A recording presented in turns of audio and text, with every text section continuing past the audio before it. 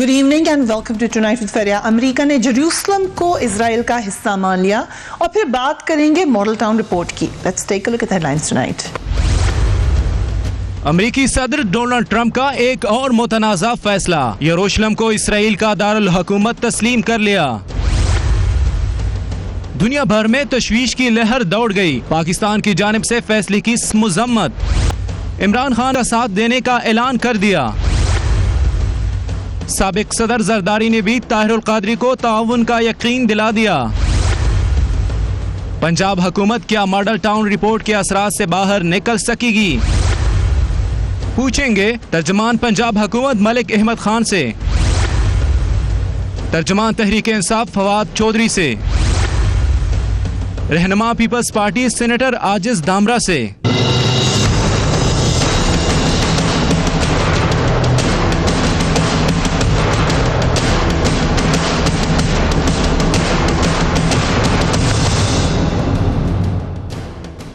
Very warm welcome to the show tonight. बहुत अहम development हुई, इंटरनेशनल महाज पर एक ऐसी डेवलपमेंट हुई है जिसका ताल्लुक पूरी दुनिया से है, किसी भी खत्ते में आप हों, क्योंकि वो जगह ऐसी है जहाँ पर रिलीजियस सेंटिमेंट्स आकर मिल जाते हैं। जितने भी मोनोएथिक रिलीजन्स हैं और इसमें 3 बड़े अब्राहमिक रिलीजन्स हैं, यानी हमारा इस्लाम, उसके अलावा इब्राहिमिक रिलीजन में जूडिज्म आती है और क्रिश्चियनिटी आती है। इन तीनों का जो सेंटर ऑफ ग्रेविटी है उस इलाके की खबर है, और ख़बर यह है कि अमेरिकी सदर डोनाल्ड ट्रंप ने जेरूसलम को इजराइल का दारुल हुकूमत तस्लीम कर लिया है। अब ये एक बहुत बड़ी डेवलपमेंट है, इससे बहुत ज़्यादा रिपरकशंस हो सकते हैं, और ये नज़र आ रहा है वाज़ेह तौर पर कि अमेरिका ने एक नया महाज भरपूर तरीके से खोल लिया है। ऐलान किया गया, इस ऐलान के बाद आर्मी बरादरी ने, जो कि होना ही था, सख्त तशवीश का इजहार किया है। दुनिया के 1.5 अरब मुसलमान इस ऐलान पर अपने गम और गुस्से का मुख्तलिफ तरीके से इजहार कर रहे हैं। अमेरिकी हुकूमत ने इसराइल के मुतालबे पर 1995 में एक कानून मंजूर किया था जिसके मुताबिक अमेरिकी सफारतखाने को तेल अवीव से मकबूजा जेरूसलम में मुंतकिल किया जाएगा। मुआहदा ये था, जिस वक्त ये तमाम सेटलमेंट हो रही थी, कि जेरूसलम बिकॉज उसकी सेंसिटिविटी पर, बिकॉज उसकी रीज़न की वजह से कि तमाम लोगों के दिल जुड़े हुए हैं इस जगह से, इसको इसराइल के अंडर नहीं दिया गया था। यूएन का ये मुआहदा था। मगर डोनाल्ड ट्रंप से पहले भी तमाम अमेरिकी सदूर खित्ते में कशीदगी को रोकने के लिए इस कानून पर अमल दरामद नहीं कर रहे थे। मगर जो काम कोई अमेरिकी सदर नहीं कर सका, अगरचे सभी वादे करते रहे अपनी कैंपेन में, वो अमेरिकी सदर जो अब हैं डोनाल्ड ट्रंप ने कर दिखाया। अमेरिकी सदर ने पहले ऐलान में इस कानून का हवाला भी दिया। क्या कहा? President of US Washington passed Congress by an overwhelming bipartisan majority and was reaffirmed by unanimous vote of the Senate only 6 months ago. I have determined that it is time to officially recognize Jerusalem as the capital of Israel. इस ऐलान को मुसलमान अपने खिलाफ एक ऐलान जंग समझ रहे हैं। पाकिस्तान ने भी अमेरिका के इस फैसले की सख्त मजम्मत की है। कौमी असम्बली ने करारदाद के जरिए इस फैसले को मुस्तरद कर दिया है।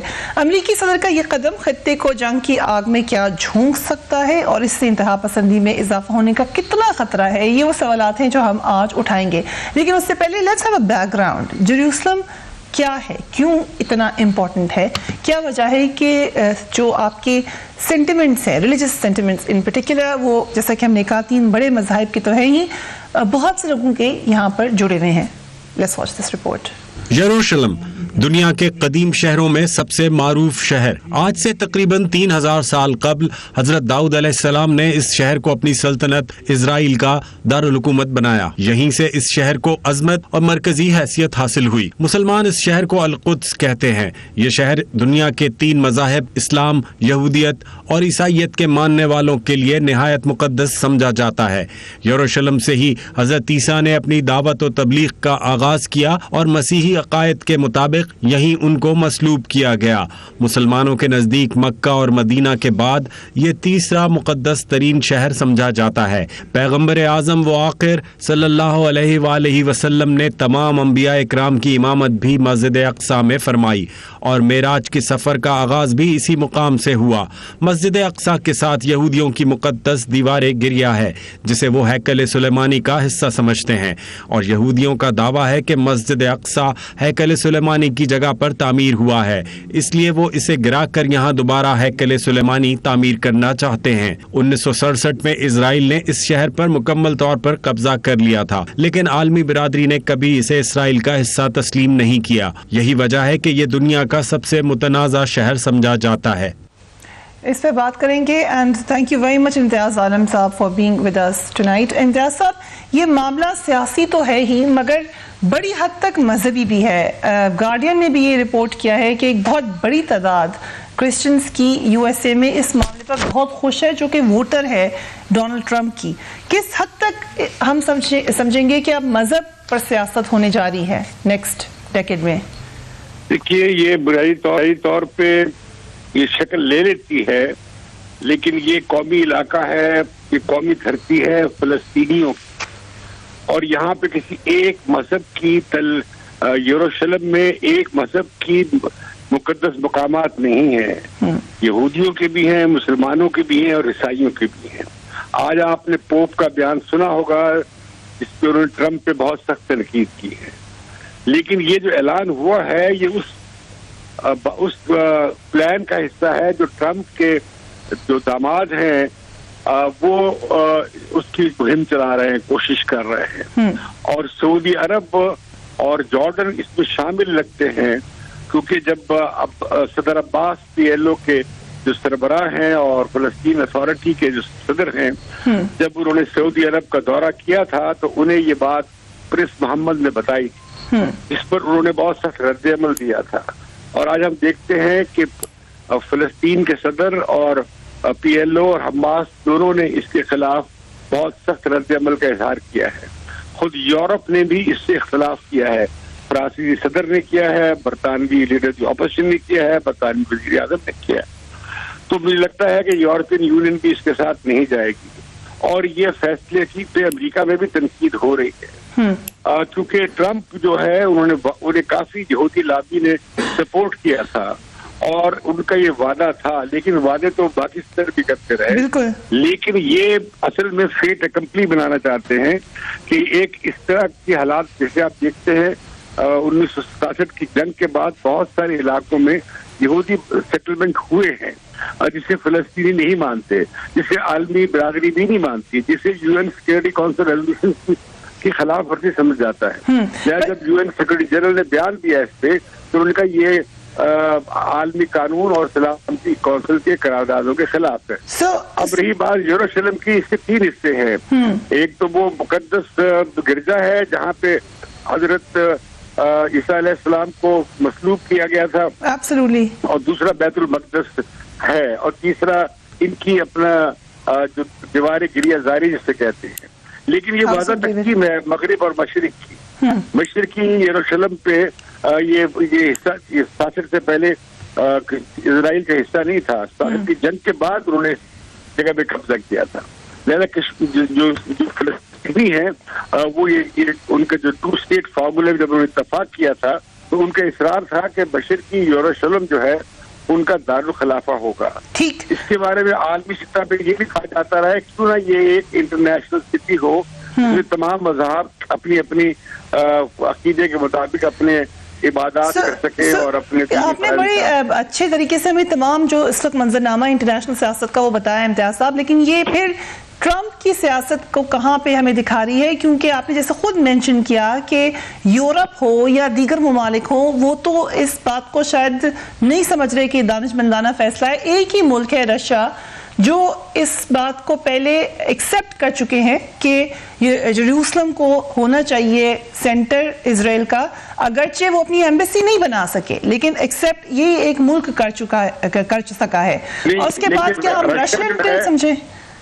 अमेरिकन पॉलिटिक्स में? रशिया जो है, देखिए रशिया जो है 1967 में जितने इलाके ऑक्युपाई हुए थे इसराइल ने कब्जा किए थे उनकी वापसी की बात करता है, जिसमें मशरिकी यरूशलेम के इलाके शामिल हैं जहाँ पे बहुत सी यहूदी आबाद की गई है। वो इलीगल सेटलमेंट्स हैं जिन्हें के इंटरनेशनल कम्युनिटी नहीं मानती। असल बहरान आ रहा है, अब आपने देखा कल गल्फ कॉर्पोरेशन ऑर्गेनाइजेशन जो थी वो तकसीम हो गई है और सऊदी अरब ने और अरब UAE ने और उनके सदर बहरीन शामिल होने जा रहा है।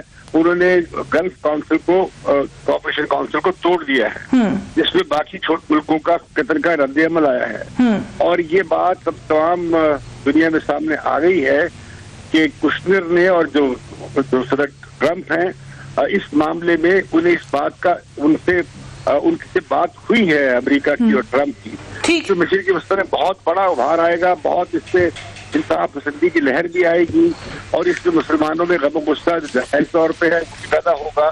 اور لیکن ہوگا یہ کہ وہ بنانا چاہ رہے ہیں کہ سیٹلمنٹ اگر ہو تو اس پہ وہ ان شرائط پہ ہو جو اسرائیل کی. ٹھیک ہے امتیاز صاحب، ہم ایک وقفے کی طرف جائیں گے، اس کے بعد اس پہ مزید بات کرتے ہیں، کیونکہ سیاسی بھی مذہبی پہلو یقیناً بہت زیادہ ہے اس معاملے کا، مگر سیاسی پہلو بھی ہے. عمران خان صاحب چیئرمین پی ٹی آئی، انہوں نے اپنے ٹویٹر اکاؤنٹ پہ کہا ٹرمپ's plan to shift US embassy in Israel to Jerusalem is contrary to all UN resolutions and is an attempt to deliberately add to the chaos in the Middle East. This new Trump move will also undermine the international consensus on how to move forward in resolving the Palestinian conflict. Bilal Bhutto Zardari کہہ رہے ہیں، تقریباً یہی بات کہہ رہے ہیں، the PPP cautions against the US moving its embassy to Jerusalem. This will exacerbate the Palestinian-Israel conflict, amplify propaganda fodder to extremists and undermine long-established American foreign policy goals.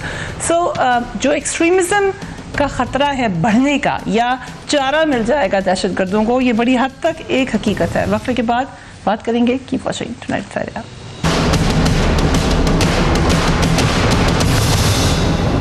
The all-new Nokia 2.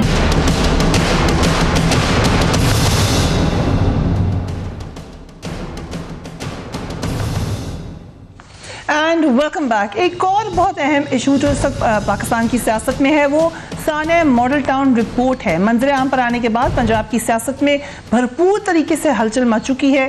Muslim league نون کے رہنما حمید الدین سیالوی صاحب party چھوڑ چکے ہیں. Doctor Tariq Qadri ایک اور دھرنے کی دھمکی دے رہے ہیں. اب عمران خان نے بھی ڈاکٹر طارق قادری کا ساتھ دینے کا اعلان کر دیا. Let's watch.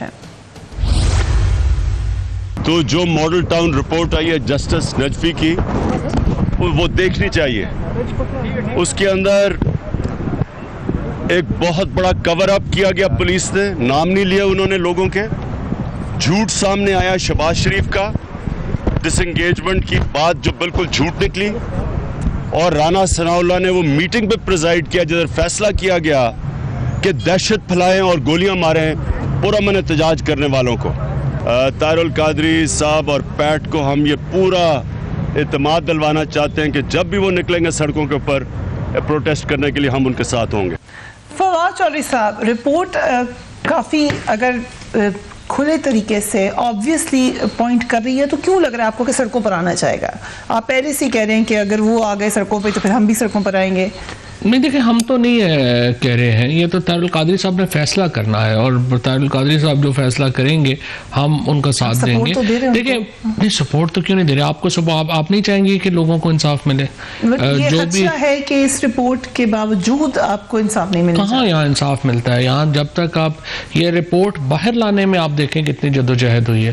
اب یہاں پر جو سب سے بڑا مسئلہ ہے پاکستان میں وہ ہے ہی یہ کہ جب تک یہ کہنا تو بڑا آسان ہے کہ جی دھرنے نہ دیا کریں، یہ نہ کیا کریں، وہ نہ کیا کریں، بٹ حکومت سنتی نہیں ہے. مطلب ابھی آپ نے دیکھا ہے 2 دن پہلے بلائنڈ، اندھے اور ڈس ایبل کم از کم کو 5ویں دفعہ انہوں نے سڑک بند کی لاہور کی، تب جا کے ان کا جو ہے وہ حل ہوا. یہی تو پاکستان میں اور پی ایم ایل این کا خصوصی یہ پرابلم ہے کہ جو ہی ان کو تھوڑا جو ہے وہ آپ کہیں کہ یہ ایک انسانوں کی طرح جو ہے وہ چلیں گے، آپ امید رکھیں، یہ فوراً خود کو آمر بن جاتے ہیں اور اپنے مخالفین کو بالکل. اب یہ جو ماڈل ٹاؤن کا واقعہ اٹ سیلف ہے، آپ کو یاد ہوگا، آپ نے تو چونکہ بڑے قریب سے یہ پاکستان کی سیاست بڑے عرصے سے فالو کر رہی ہیں، اس وقت پاکستان میں کوئی سیاسی ہلچل نہیں تھی. عمران خان نے بہاولپور کا جلسہ کینسل کر دیا تھا، طاہر القادری صاحب کینیڈا بیٹھے ہوئے تھے، پاکستان میں تو کچھ بھی نہیں ہو رہا تھا. وزیرستان آپریشن اناؤنس ہوا تھا، آپریشن اناؤنس ہوا تھا، سب لوگ پل بیک کر گئے. این اس وقت انہوں نے سوچا کہ یہ وقت ہے اپنے مخالفین کو مسل دکھانے کا، اور انہوں نے یہ کر دیا. اب بھی آپ یقین کیجئے، اگر تو یہ رپورٹ آنے کے بعد اور ٹرائل ہو اور جو افیکٹڈ پارٹیز ہیں ان کو یقین ہو، لیکن ہوگا نہیں. آپ کو ایک پولیٹیکل جدوجہد کرنی پڑے گی، آپ کو زور ہی لگانا پڑے گا، تبھی ان کے سر پہ ان کے کوئی جوں رینگے تو رینگے. رائٹ. ملک صاحب، یہ جو رپورٹ ہے اس پر پنجاب گورنمنٹ کا موقف کیا ہے؟ ہم تو بہت شکریہ آپ کا. میں فواد کی بات بھی سن رہا تھا. ہم تو اس رپورٹ کے اوپر اپنے کچھ تحفظات کا اظہار کر چکے ہیں. بنیادی طور پہ جو کل ہائی کورٹ کی ججمنٹ ہے وہ اصل بات ہے کہ جس نے اس رپورٹ کو پبلک کرنے کا کہا. تو ہائی کورٹ کے آپریٹو پارٹ میں یہ ہے کہ یہ رپورٹ جو ہے اس کی ایویڈنشری ویلیو کے بارے میں کہ ٹرائل کو یہ کس طرح سے افیکٹ کر سکتی ہے. تو اس رپورٹ کو لیونگ اسائیڈ ایک طرف رکھتے ہوئے کہ اس کی کوئی ایسی حیثیت کہ اس کی وجہ سے وہ جو متاثرین ہیں ان کو کوئی انصاف کس حد تک ملے گا، ماسوا اس کے کہ یہ ایک پبلک ڈومین میں بات گئی اور وہ انہوں نے خود یہ لکھ دیا کہ اس کا جو ریڈر ہے وہ خود اندازہ لگا لے کہ وہ کیا نتیجہ نکالنا چاہتے ہیں. تو یہ رپورٹ تو ایک انکنکلوسیو رپورٹ ہے. اس کے اندر بہت ساری ڈیفیشنسیز ہیں، بہت انکنسسٹنسیز ہیں ہر اعتبار سے. اور ابھی جو عمران خان صاحب کہہ رہے تھے، اچھا کیا ڈیفیشنسی ہے اور کون سی انکنسسٹنسی ہے؟ ایگزیکٹلی وہی کہہ رہے ہیں. انکنسسٹنسی کا مطلب تو یہ ہوا کہ ایک جگہ ایک بات کی، دوسری جگہ اس بات کے بارے میں کوئی اور بات کر دی ہے، ایسا کہاں ہوا ہے؟ ایسا اسی جگہ میں یہ جو بھی عمران خان صاحب کہہ رہے تھے کہ جو سٹیٹمنٹ وہ شہباز شریف صاحب سے منسوب کر رہے ہیں ڈس انگیجمنٹ والی، تو اس میں وہ جب اپنی بات جسٹس باقر نجفی کر رہے ہیں تو ایک جگہ پر وہ خود کہہ رہے ہیں کہ میں نے وہ سی ڈی دیکھی جس کے اندر پریس کانفرنس تھی. تو اس کے آخر میں جو ہے اس کا ذکر بھی کر رہے ہیں. انہوں نے کہا جب میرے نوٹس میں آیا تو میں نے کہا. اب ان کے پرنسپل سیکرٹری اس بات کو مان رہے ہیں کہ مجھے 9:30 بجے 10 بجے کے قریب کہا گیا. پھر لا منسٹر اس بات کو کروبریٹ کر رہے ہیں، وہ ہوم سیکرٹری اس بات کو سبسٹینشیٹ کر رہے ہیں. تو تینوں چیزیں جب ایک چیز کو سپورٹ کر رہی ہیں اور وہ لوگ مان رہے ہیں کہ ہمیں یہ کہا گیا ہے کہ اس کو ڈس انگیجمنٹ کی جائے اور ان کو وہاں سے ہٹا دیا جائے، تو پھر خود وہ آگے جا کے جسٹس باقر نجفی لکھ رہے ہیں کہ لسٹ لیسلی کنویڈ، اور پھر خود ہی لکھ رہے ہیں کہ یہ بات کرسٹل کلیئر ہو گئی. اور he also said کہ ہم نے نہیں سر اس رپورٹ میں یہ لکھا ہے پھر تو اس کا مطلب ہے کہ ذمہ دار تو پھر پولیس ہوئی جنہوں نے 14 بندے مار دیے، تو یہ پولیس کو ذمہ دار سمجھتے ہیں. کیونکہ اگر آپ کہہ رہے ہیں کہ ڈس انگیج کریں اور پولیس نہیں کر رہی، دیکھیں میری بات تو پھر تو یہ بات صحیح ہے. دیکھیں اس رپورٹ میں جو ڈیفیشنسیز ہیں وہ کیا ہیں. پہلے نمبر پہ تو یہ دیکھنا ہوگا کہ جب یہ واقعہ پیش آیا تو انڈر وچ سرکمسٹینسز ہویا، تو اس کا پیج 51 پر وہ اس کا ذکر شروع کرتے ہیں. اور وہ پہلے یہ کہتے ہیں کہ پیٹ کے ورکرز جو ہیں وہ آرمڈ ورکرز تھے اور وہاں پر ایک سچویشن لا اینڈ آرڈر کی سچویشن پیدا ہوئی. کتنی گولیاں لگی پولیس والوں کو؟ مجھے آرمڈ ورکرز تو اب بہت جگہ پر ہیں. اور کتنے خول برآمد ہوئے؟ میری گزارش سن لیں. خول برآمد کرنے کسی نے جانے دیا وہاں پہ؟ کوئی فورینزک لینے کے لیے کوئی جا سکا؟ کسی کو اجازت دی طاہر القادری صاحب نے؟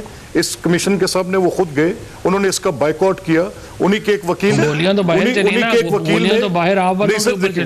وکیل نے اس کو جسٹس خالد محمود صاحب کے بینچ کے اندر چیلنج کیا اور کہا کہ یہ جسٹس باقر نجفی کا جو کمیشن ہے یہ انلیگل ہے، نہیں ہونا چاہیے، اس کے پاس انویسٹیگیشن کا اختیار نہیں. سیکشن 11 کے اوپر بحث ہوتی رہی انکوائریز کمیشن ایکٹ کے اوپر، اور وہ پوری پٹیشن ابھی چل رہی تھی جب یہ انکوائریز کمیشن یہ جسٹس باقر نجفی صاحب جسٹس باقر نجفی صاحب نے فرق یہ پڑا.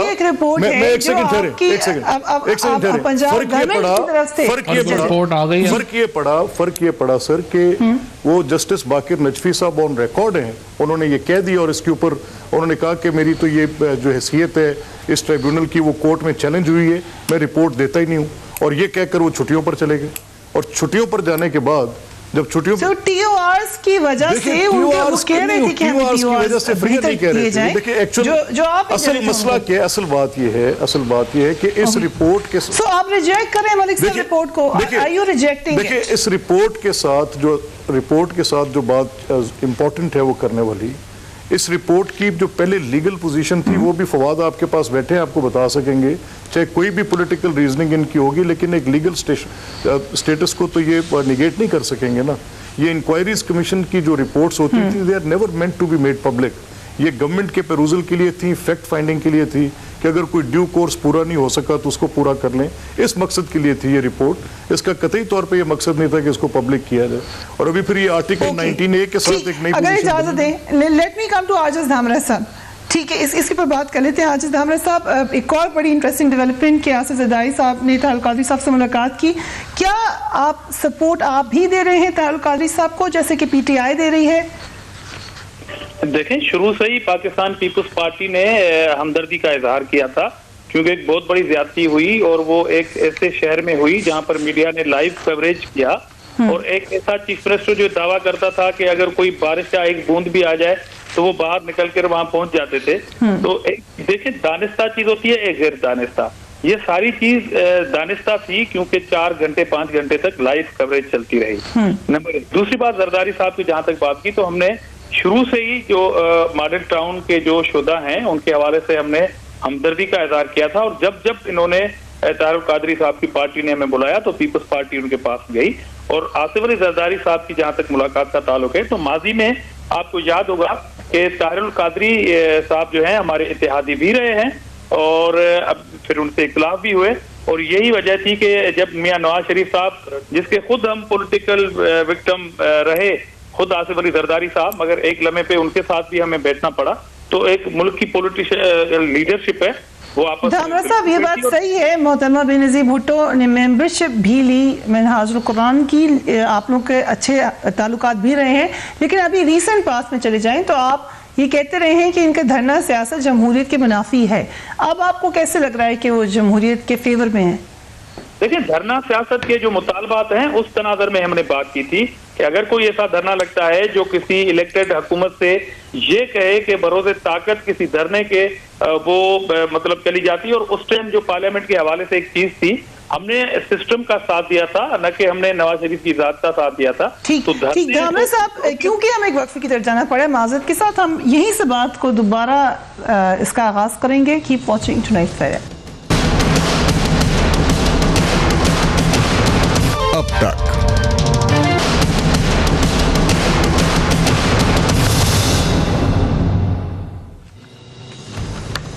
And welcome back. Model town report کا کیا اثر ہوگا پنجاب کی سیاست پر؟ فواد چودھری صاحب عمران خان صاحب نے ٹویٹ کیا اس پر، لیکن آپ لوگ چاہتے کیا ہیں؟ کیا ایکشن؟ وہ تو کہہ رہے ہیں گرفتار کر لیں چیف منسٹر کو، کنسیڈرنگ کہ لیگل پوزیشن آپ جانتے ہیں اچھی طریقے سے اس رپورٹ کی کیا ہے. کیا ہو سکتا ہے لیگلی اس رپورٹ کے اوپر چیف منسٹر گرفتار؟ نہیں دیکھیں یہ اس وقت 3 کیس جو ہیں وہ چل رہے ہیں.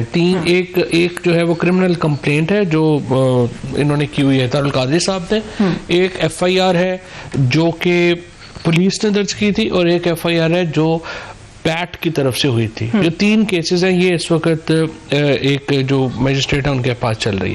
اب آپ مجھے بتائیے کہ وہاں پہ جو انہوں نے کی ہوئی ہے اس میں جو وہ چاہتے ہیں کہ یہ رپورٹ ایگزیبٹ کی جائے، اور جب وہ رپورٹ ایگزیبٹ ہو جائے گی تو وہ پروسیکیوشن کا حصہ بن جائے گی. اس کے بعد اس رپورٹ کی بنیاد کے اوپر خالص صرف اس رپورٹ کی بنیاد کے اوپر تو نہیں ہو سکتا. لیکن دیکھیں وہاں پہ اب ایشوز کیا ہے. ایشوز یہ ہیں سب سے پہلے یہ رپورٹ طے کرتی ہے کہ آپریشن کس نے آرڈر کیا.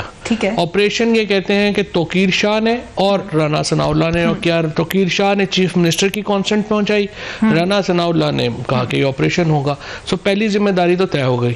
پھر اس کے بعد ذمہ داری طے ہوئی کہ جب وہ وہاں پہ یہ فورس کا آرڈر کس نے دیا. اب ملک احمد صاحب کہہ رہے ہیں کہ پولیس نے کیا. اب یہ بات تو ظاہر ہے کہ پولیس والے وہاں پہ بیٹھے ہوئے ہیں، ان کو بطور مجرم ہے وہ بتائیں گے کہ کس نے انگیجمنٹ کا حکم دیا. چیف منسٹر صاحب کی طرف سے کہا گیا رپورٹ میں پہلے کہ میں نے کہا تھا پولیس ہٹ جائے، 9:30 بجے میں نے یہ کہا تھا. پہلی جو لاش گری ہے وہ تقریباً 11:15 بجے گری ہے. سو چیف منسٹر کا آرڈر جو تھا وہ امپلیمنٹ نہیں ہوا. اس کے بعد انٹرسٹنگلی چیف منسٹر کہتے ہیں میں کہہ کے چلا گیا تھا اور 1:30 بجے تک مجھے تو پتہ ہی نہیں چلا کہ کیا ہو رہا تھا. سو یہ انبلیویبل چیز تھی کہ ان کو پتہ ہی نہیں چلا. پورا 14 بندے جو ہیں وہاں پہ پیچھے شہید ہو گئے، چیف منسٹر صاحب کو پتہ ہی نہیں چلا. تو یہ تو نہیں ہو سکتا.